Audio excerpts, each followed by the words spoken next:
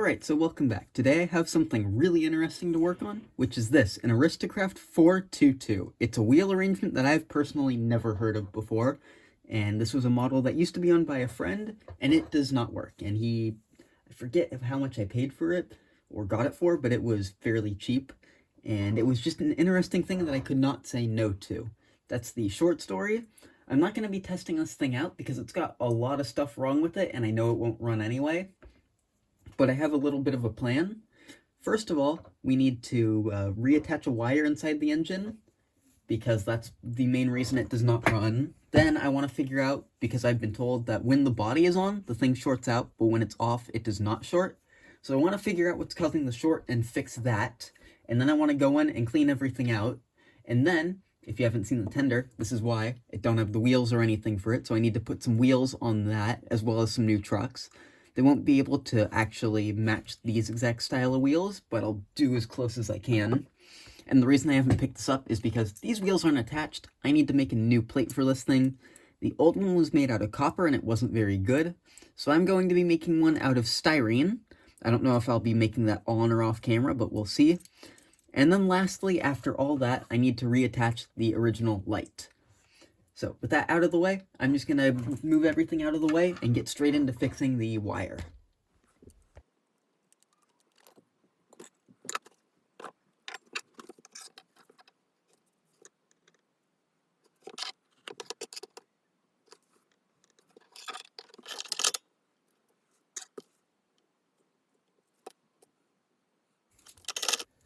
Alright, so now that joint looks pretty good, and I'm just going to go test this thing off camera, see if it runs or not, and then I'll report back.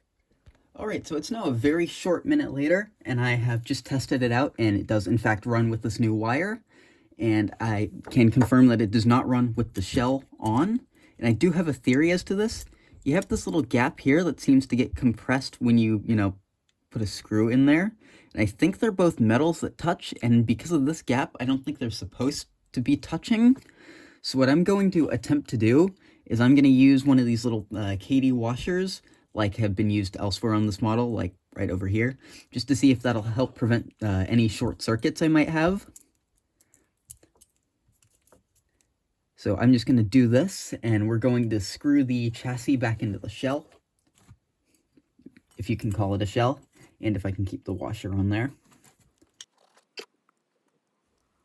So now I'm going to go test this thing out once more, and then I will report back once again, see if that solved my issue. And if it did, I might even show you the thing just running before we get even more in depth into working on it. Alright, so you now join me at the track for a brief second where I found out the issue. The top of the motor was actually making contact with the body of the engine, which is die-cast, when the shell was screwed on. So I just put a little piece of, what is it called, electrical tape into the shell where the top of the motor is, and that has solved the issue. I also had to bend the front truck wheel holding down, because where it was allowing the middle wheel, the one driver, to lift off the track a little bit. But it does run. There it goes. It doesn't like going backwards much. Come on. Give me a second, I'll sort this out. Alright, so now it's moving. As you can tell, it's definitely not the smoothest thing. It definitely needs a lot of work. I think my first priority is going to be to work on the front truck cover, just to get that out of the way. I'm still not sure whether or not I'll do it on or off camera. Probably off camera, and I'll show you the result. And then I'll go in, clean this out, we'll reinstall the light, and then hopefully we can work on the tender, and this engine should all be good within an hour or so. Alright, so now I'm done making that shim. That took way longer than I expected. I have glued it onto here. A lot of my trial and error was getting this whole post assembly right, to get it to a point where these wheels don't spin, but this also doesn't contact anything, and it moves freely. So I'm at that point now. I'm not undoing that. I think what I'm going to actually do is I'm going to put just a little bit of super glue onto this one nut here. So I'm going to do that, then I'll return in a second, and we can get to work on cleaning this thing out. Alright, so I'm just going to get in here, I'm going to stop talking, and this should be a time-lapse of me just taking this thing apart and cleaning everything out, and putting some fresh oil into the thing.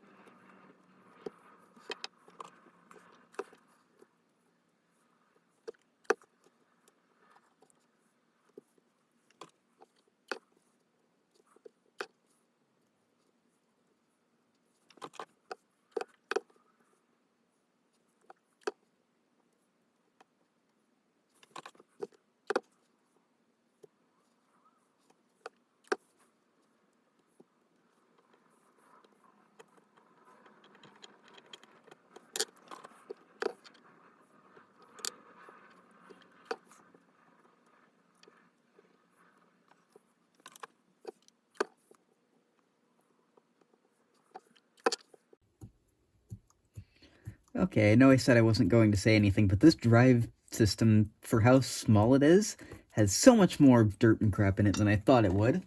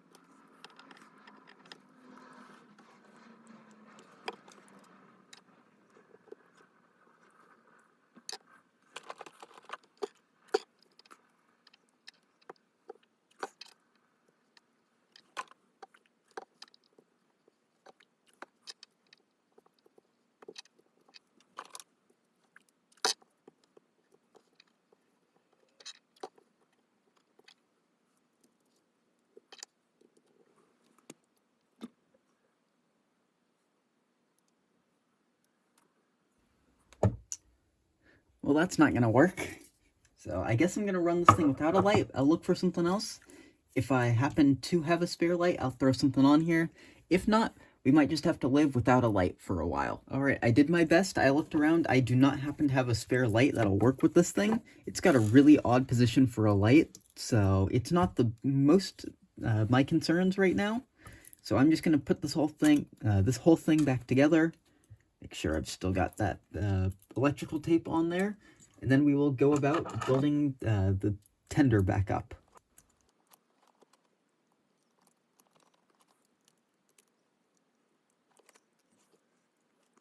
Alright, so it seems like every single step of this project wants to fight me. I found some screws, which are cut really short just because of the weird way this truck, or not this truck, the tender is.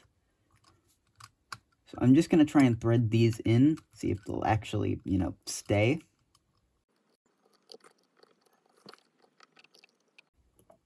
Don't know if you can see the issue here, but it doesn't want to thread very well. And I need it to screw in just a little bit more so it isn't all the, wobbly.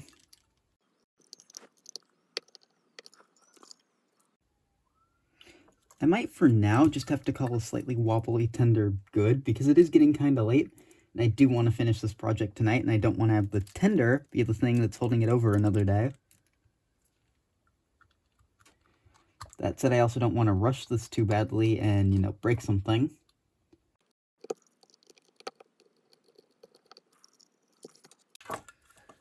Because of the weight of this tender, I think it should be perfectly fine. It's heavy enough, and it's going to be living in a box for a lot of its life, too. So I think this engine should be about good to go over and test. Alright, so it might be a little bit hard to see, but it is right here. I've got the 422 set up on the track, and I'll give it some power. And it seems to run pretty nicely. It is a bit loud, but it seems on par with my other AristoCraft engine, my 060 that I quite like. And it does seem to run quite well. I'll try it backwards, but that was a little more choppy before I worked on it.